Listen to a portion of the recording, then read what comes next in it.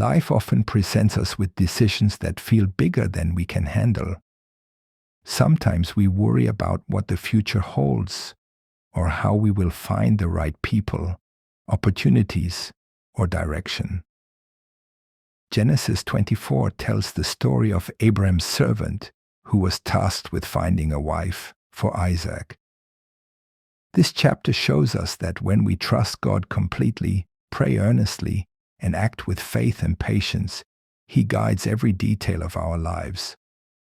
As we read, notice how God's hand moves in the smallest details, shaping a future of peace and blessing. Abraham was old and well stricken in age, and the Lord had blessed him in all things. He called his oldest servant, the one who ruled over all he had, and said, "Put thy hand under my thigh, and swear to me concerning this matter." He commanded him not to take a wife for Isaac from the daughters of the Canaanites, among whom he dwelt, but to go to his own country and to his kindred, and take a wife for his son. The servant paused, considering the journey ahead, and said, "Peradventure the woman will not follow me. Must I bring thy son again unto the land from whence thou camest?" Abraham replied with calm assurance, "Beware thou, that thou bring not my son thither again. The Lord before whom I walk will send his angel with thee, and prosper thy way. If the woman will not be willing to follow thee, then thou shalt be clear from this my oath." The servant took 10 camels from the flock of his master, and departed with all the goods of Abraham in his hand. He arose early in the morning and journeyed to Mesopotamia, to the city of Nahor, making his camels kneel without the city by a well of water at the time of the evening, the very hour when women go out to draw water. He prayed quietly in his heart, "O Lord God of my master Abraham, I pray thee, send me good speed this day, and show kindness unto my master Abraham. Behold, I stand here by the well of water, and let it come to pass, that the damsel to whom I shall say, Give me, I pray thee, a little water of thy pitcher to drink, and she shall say, Drink, and I will also draw for thy camels. Let the same be she whom thou hast appointed for thy master's son." Before he had even finished speaking, behold, Rebekah came forth with her pitcher upon her shoulder, and she was fair to look upon, a virgin, neither had any man known her. She went down to the well, and drew water, and came up. The servant ran to meet her and said, "Let me, I pray thee, drink a little water of thy pitcher." And she said, "Drink, my lord," and hasted, letting down her pitcher upon her hand, giving him drink.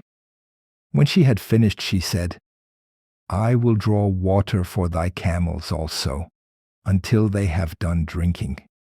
And she hastened and emptied her pitcher into the trough, and ran again unto the well to draw water for all his camels.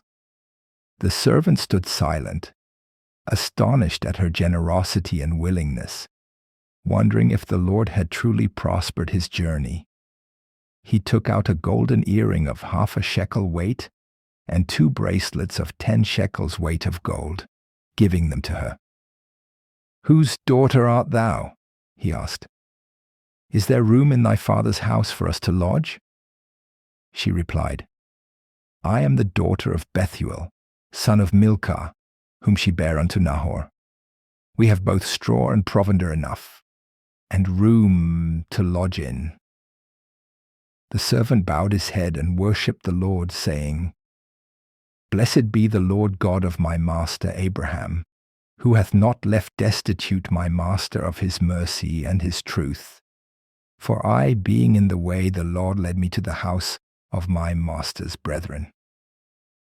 He recounted all that had happened to Laban and Bethuel, her brother and father, explaining his mission. And they said, "The thing proceedeth from the Lord. We cannot speak unto thee bad or good. Behold, Rebekah is before thee. Take her and go, and let her be thy master's son's wife, as the Lord hath spoken. And it came to pass, when Abraham's servant heard these words, he bowed himself to the earth, and worshipped the Lord.